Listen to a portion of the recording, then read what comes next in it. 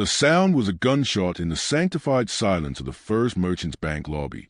"You need to leave this area immediately." David Sterling's voice cut through the hushed atmosphere, sharp, loud, and deliberately humiliating. He stood, a wall of expensive suit and entitled arrogance, blocking the path of the elegant black woman who had dared to step onto the polished marble of the executive wing. Every head in the vast, vaulted room swiveled towards them. A dozen phones were instantly raised, their screens glowing like a jury of digital eyes, live-streaming the confrontation to a waiting world. Aria Johnson froze, not out of fear, but from profound, icy disbelief. She had simply been walking towards the private conference rooms for a meeting she herself had called. David took her stillness for compliance and pressed his advantage, his lip curling in a sneer. "This section is not for browsing or for loitering.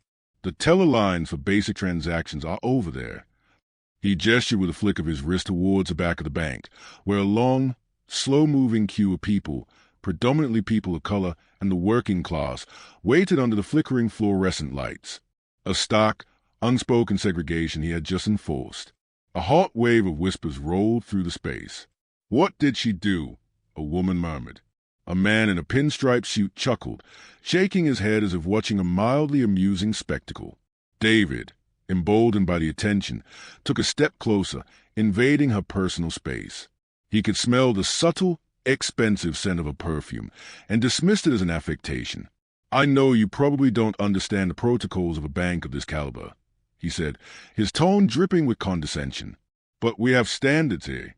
We cater to investors, to shareholders.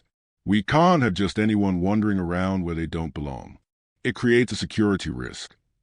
He placed his hands on his hips, his chest puffed out, the very image of a man utterly confident in his unassailable authority. He saw a designer handbag, and assumed it was a counterfeit. He saw her calm demeanor and mistook it for ignorance. He saw her skin color and made his final, fatal calculation. Aria said nothing. Her eyes, deep and intelligent, held his gaze without blinking. She simply watched him, her expression unreadable, a queen observing a jester who had tragically misread the room. Her silence was a void, and David, unnerved by her lack of reaction, felt compelled to fill it, to reassert his dominance. He leaned in, his voice dropping to a venomous whisper meant only for her, but which carried in the dead quiet. "Look, you're making a scene. Either you move to the public area right now, or I will have you physically removed. Don't think I won't." The threat hung in the air, ugly and absolute. The phones kept recording, the live-stream comments beginning to scroll faster. "This is disgusting. Who does he think he is?" But David was blind to it all. He was a master of this domain, and he was dealing with a problem. He had no idea he was staring into the eyes of his executioner. David Sterling misread her profound, unnerving calm as simple shock. He saw a woman frozen in the headlights of his authority, and it fueled his sense of righteous power. "Cat got your tongue," he sneered, the insult juvenile, yet its public delivery was a calculated blow. He needed to break her, to make her scurry away so the natural order of his world could be restored. He took another step, close enough to see the fine, elegant weave of her wool-blend coat, another detail he dismissed as an aspirational purchase far beyond her means. "Let me spell it out for you since you seem confused. To even have an account in this wing requires a minimum balance of $250,000. He paused, letting the number hang in the air like a gavel drop. A few clients shifted uncomfortably. "That's $250,000. It's not money you win in a lottery or borrow from a friend. It's generational wealth. It's the kind of money that people like you," he said, his eyes doing a slow, dismissive sweep of her, "simply do not have." The racial subtext evaporated, becoming a stark, ugly text. A sharp, audible gasp came from an older black couple near the lone desk. The man recording the livestream whispered, "Yo, he did not just say that." David heard the reactions and doubled down. This was his stage now. He would be the hero who protected the sanctity of high finance from the interlopers. He pulled his personal cell phone from his pocket, not the bank's internal line to security, but his own, a deliberate choice to escalate to the highest possible authority. "You've left me no choice. Your belligerence is a threat to my clients and my staff." His thumb hovered over the screen. "I'm calling the police." The word police sent a fresh electric jolt through the crowd. For many, it was not just a word. It was a threat with historical and terrifying weight. Aria's eyes narrowed almost imperceptibly, the first crack in her serene facade, but she remained silent, a statue of dignified endurance. David dialed 911, putting the phone on speaker, a theatrical flourish for his audience. Yes, hello. This is David Sterling, manager of the Downtown First Merchants Bank, he announced, his voice crisp and important. I have an individual trespassing in a secured executive area. She is being disruptive, refuses to leave, and I feel the safety of my high-net-worth clients is at risk. He was painting a picture for the dispatcher, crafting a narrative of a menacing, volatile intruder. He described her, a black female, mid-30s, wearing a dark coat, reducing her to a suspect profile. The tinny voice of the dispatcher confirmed a unit was being dispatched. David ended the call and slipped the phone back into his pocket, a look of smug satisfaction plastered on his face. There. They'll be here in a few minutes. You can explain your entitled attitude to them. He crossed his arms, the victorious general after a successful campaign. He had called in the ultimate reinforcement, the full weight of the state, to back up his prejudice. He stood there, triumphant, completely unaware that the ringing he would soon hear would not be a police siren, but the death knell for his career, and that the trap he had so carefully laid was, in fact, meant for him.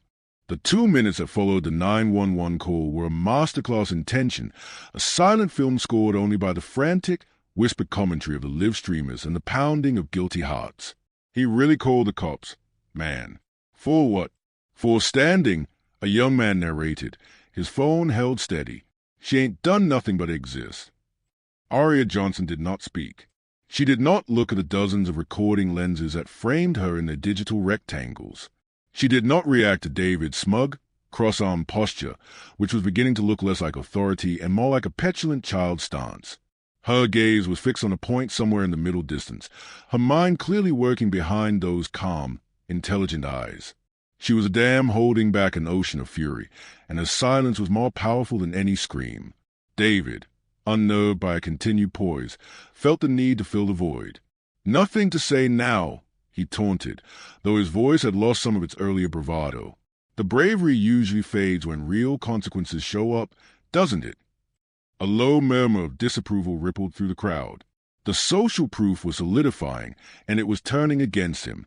The initial curiosity had morphed into outright sympathy for Aria and disgust for his theatrical cruelty. Aria slowly, deliberately, reached into her leather handbag. David's eyes tracked her movement, a predator watching its prey. Looking for a receipt to prove you belong here, he mocked. She ignored him, retrieving not a wallet, but a sleek, burnished titanium phone. It was a device of understated power, much like the woman herself. Her movements were economical, precise. She tapped the screen a few times, her brow furrowed in concentration. Go ahead. Call whoever you want, David said, a nervous edge creeping into his voice for the first time. It won't change anything. You're trespassing. But the crowd was no longer listening to him. They were watching her. They saw the absolute focus, the quiet command she exuded without uttering a single word. She was conducting business while he was performing a meltdown. She finished on her phone, her thumb pressing the screen with a final, decisive tap, and slid the device back into her bag. She then returned her hands to her sides and lifted her chin, her posture radiating a patience that felt ancient and formidable. The distant wail of a police siren pierced the quiet, growing steadily closer. David's smirk returned, reinforced by the sound. His proof, his vindication, was on its way, but Aria's expression did not change. If anything, a flicker of profound pity crossed her features. She knew something he did not. The cavalry was coming, but they were not coming for her. The silence in the bank became a physical presence, a weight about to be lifted, and everyone felt it. They were all waiting, holding their breath, for the moment the world would turn upside down. The glass doors hissed open with a sound like a sharp intake of breath, and 2 uniformed police officers entered, their eyes scanning the frozen tableau. David Sterling immediately sprang into action, the consummate host of his own disaster. Officers, thank you for your prompt response, he said, striding forward and gesturing grandly towards Aria as if presenting a captured criminal. "This is the individual. She was found trespassing in a secured financial area, became belligerent when asked to leave, and I have reason to believe she may be a potential threat." Sergeant Miller, the older of the two officers, nodded, his face a professional mask. He turned his neutral gaze to Aria. "Is that true?" Before a single syllable could leave her lips, the sound that would define David Sterling's life for years to come erupted through the lobby, the shrill, insistent ring of the bank's main headquarters line. The young receptionist, Chloe, who had been watching with her hand over her mouth, jumped and fumbled for the receiver. "F First Merchants Bank. How may I?" she stammered, her eyes widening into saucers. She looked up, her face pale. "Mr. Sterling? It's for you.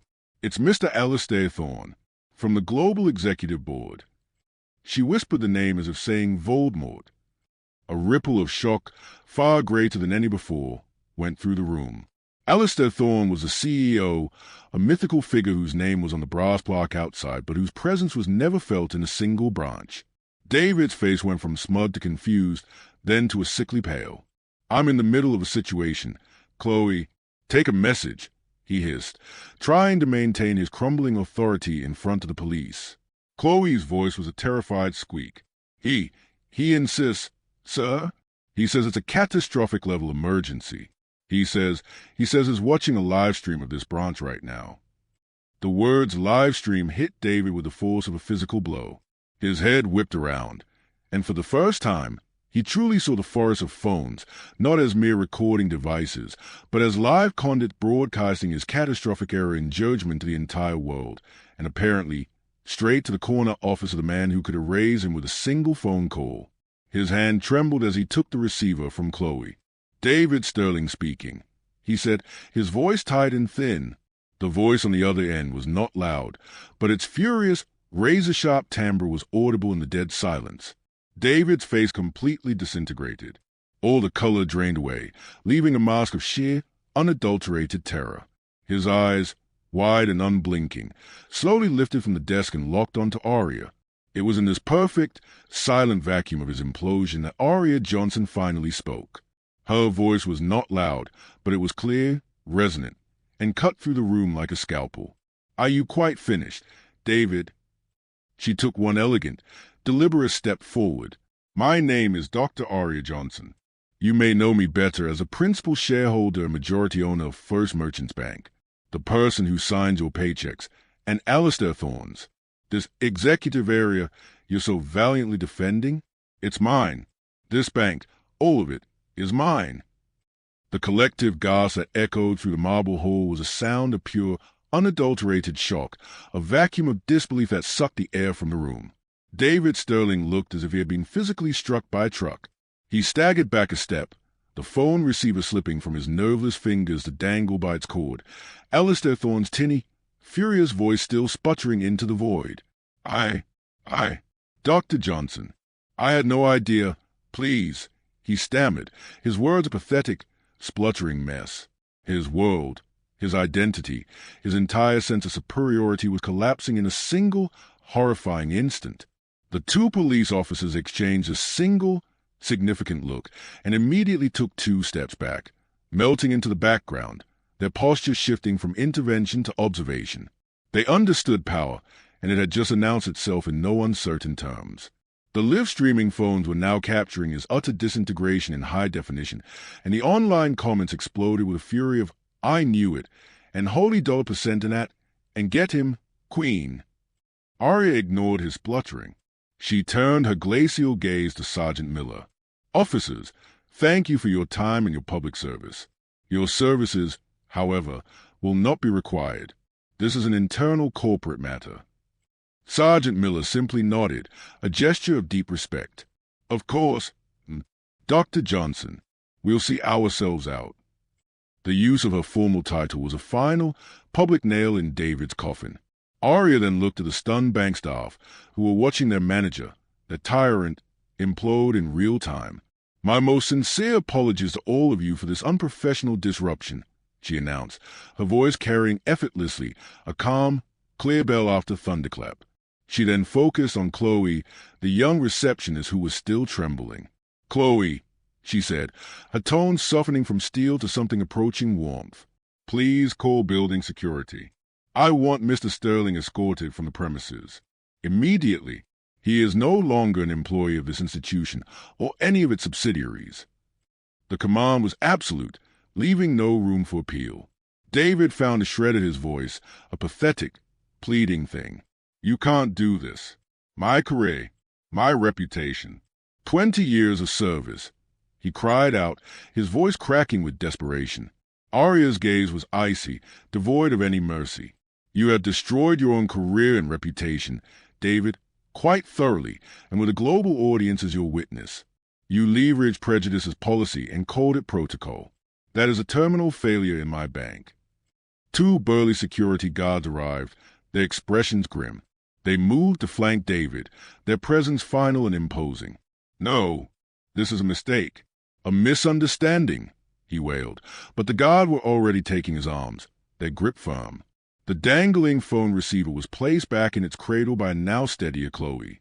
As he would physically march towards the door, past the silent, accusing faces of his former clients and staff, some of whom now had tears in their eyes, others who held their phones high like torches, the true, devastating depth of his humiliation sank in.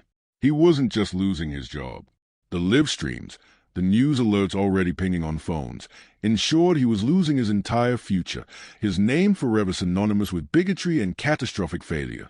His banking career was over, forever, buried in a grave he had dug with his own arrogance. The glass doors hissed shut behind the disgraced manager, and a profound, almost holy silence fell over the bank. All eyes, full of awe, trepidation, and hope, were fixed on Dr. Aria Johnson. She took a deep, scenting breath, the only sign of the immense emotional toll the encounter had taken, and turned to face the room, her staff, her customers, her unexpected digital jury. She walked with a measured pace to the reception desk where Chloe still stood, looking as if she might faint from the seismic shift in her reality. Aria placed a steadying hand on the young woman's arm. "Breathe, Chloe," she said, her voice now gentle, a stark contrast to the glacial tone she'd used to dismantle David Sterling. "You handled that with remarkable composure under immense and unacceptable pressure. Thank you for your professionalism." Chloe looked up, her eyes brimming with tears of relief and shock. I'm so sorry, Dr. Johnson. I didn't know what to do." "You have nothing to be sorry for," Aria stated firmly, her voice lifting to ensure everyone could hear. "The failure of leadership here was not yours. It was his alone, and it has been rectified."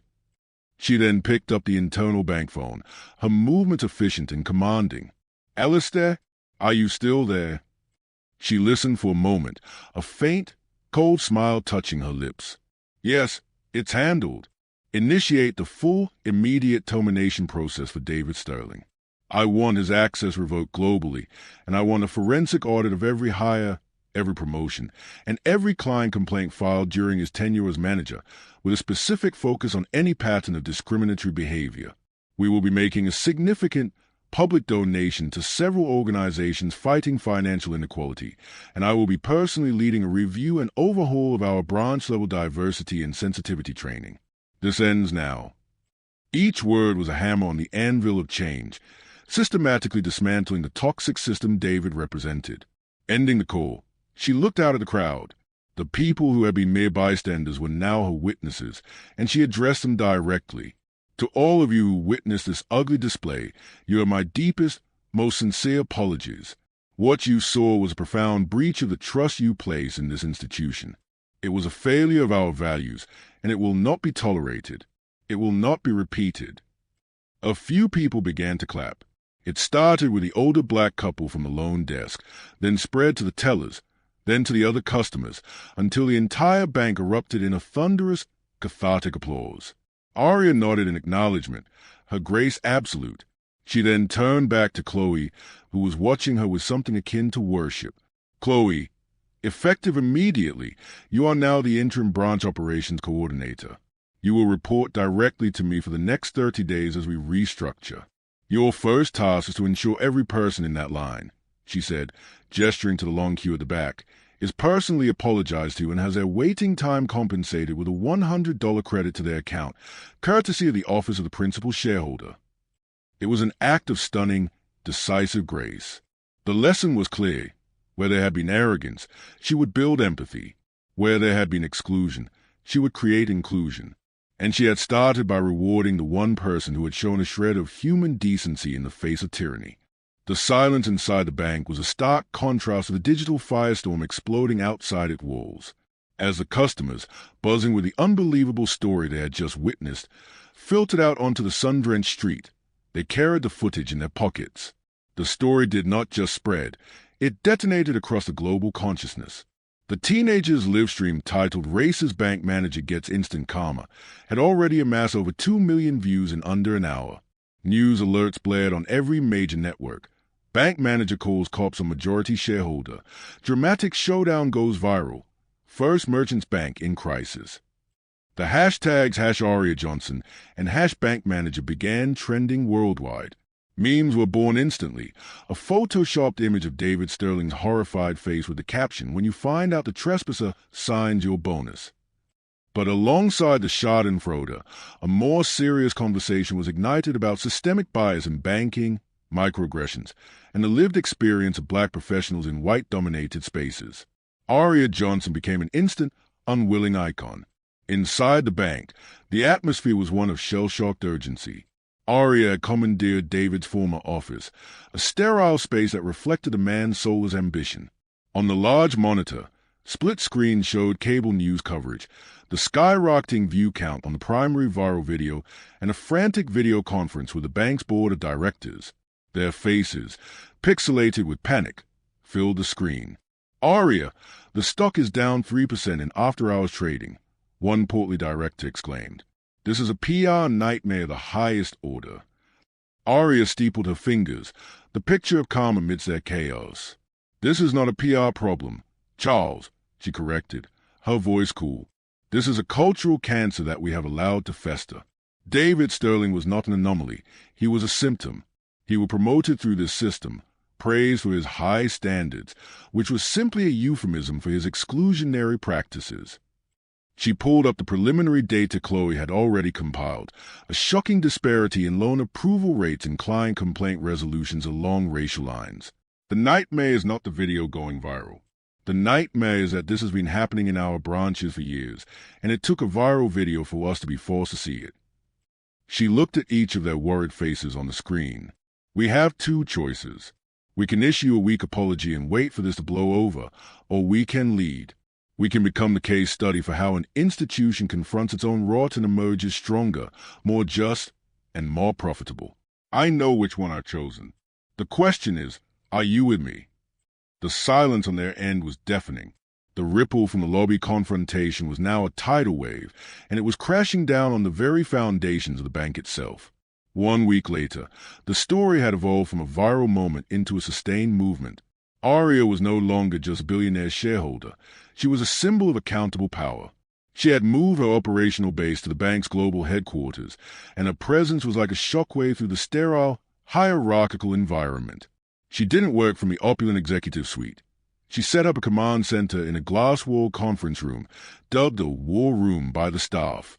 The forensic audit she had ordered was underway, and its initial findings were even more damning than she had feared. David Sterling's tenure was a catalogue of suppressed grievances. He had systematically passed over qualified black employees for promotion, describing them as not quite the right fit for the clientele. He had instructed tellers to subject certain customers to extra layers of identification checks, a practice known as shadow profiling. Aria didn't just fire David. She was dismantling his entire legacy. In the war room, surrounded by data analysts and a newly appointed chief of staff, a sharp, ethical woman named Evelyn, who had been sidelined by David for years, Aria enacted change with surgical precision. "I want a mandatory, paid, day-long sensitivity and unconscious bias training for every single employee, from the tellers to the board of directors, developed by Dr. Aria Johnson from the Center for Equity in Finance," Aria stated, pointing to a flowchart. "And I'm not talking about a webinar you click through. I'm talking about interactive, uncomfortable, meaningful work." Evelyn nodded, taking furious notes. Next, we are implementing a blind loan application process for any loan under $500,000. No names, no addresses, just the numbers. Let's see if the disparity magically disappears. This was met with a few stunned looks from the old guard, but no one dared object. The shadow of the viral video was long, and Aria's authority was absolute. She then turned to the most personal part of the fallout. And I want a list of every individual who filed a formal complaint against David Sterling or any manager in this branch over the last 5 years. I will be calling them personally to apologize and to offer a reassessment of their application or case by a new, independent panel. This was systemic justice. It wasn't just about punishing one bad apple. It was about healing the tree, about ensuring the soil itself would never again nurture such poison. She was not just correcting a single mistake. She was reprogramming the entire system, and the world was watching, waiting to see if a corporation could truly hold itself accountable. 1 month to the day after the confrontation, the plaza outside First Merchants Bank headquarters was filled not with protesters, but with a crowd of supporters, journalists, and community leaders. A small stage was set up, flanked by the flags of the city and the bank. At the podium, standing with a posture of quiet power, was Dr. Aria Johnson. Beside her, beaming with a nervous pride, was Chloe, now officially the bank's first community liaison director. The live streams were rolling again, but this time they were broadcasting redemption. A month ago, Aria began, her voice clear and strong through the speakers. An event occurred in one of our branches that exposed a painful truth. It was a story of prejudice, of entitlement, and of a profound failure to see the humanity in another person. But today is not about that failure. Today is about our response. She announced the Aria Johnson Financial Equity Initiative, a $50 million commitment to fund financial literacy programs, small business grants, and first-time homebuyer assistance in underserved communities across the city. We cannot change the past, she said, but we have a profound responsibility to fund the future. A future where your worth is not questioned at the door, where your potential is not limited by prejudice, and where the financial system is a ladder, not a barrier. She then turned and gestured for Chloe to join her at the microphone. The young woman, once a terrified receptionist, now stood as a testament to Aria's belief in merit and decency.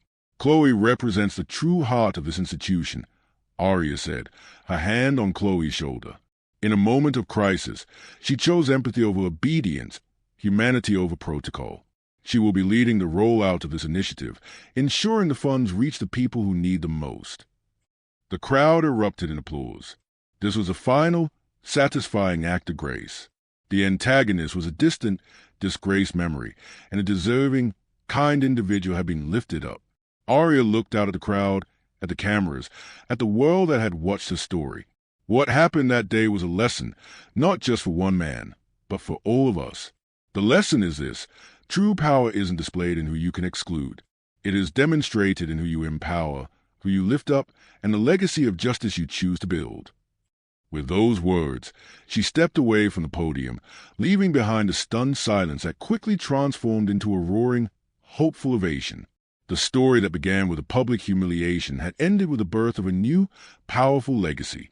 Stories like this change the world one view at a time. Join our community by subscribing and hitting the bell. Like this video to support content that matters. Share this victory with your friends and family. Let's build a legacy of justice together.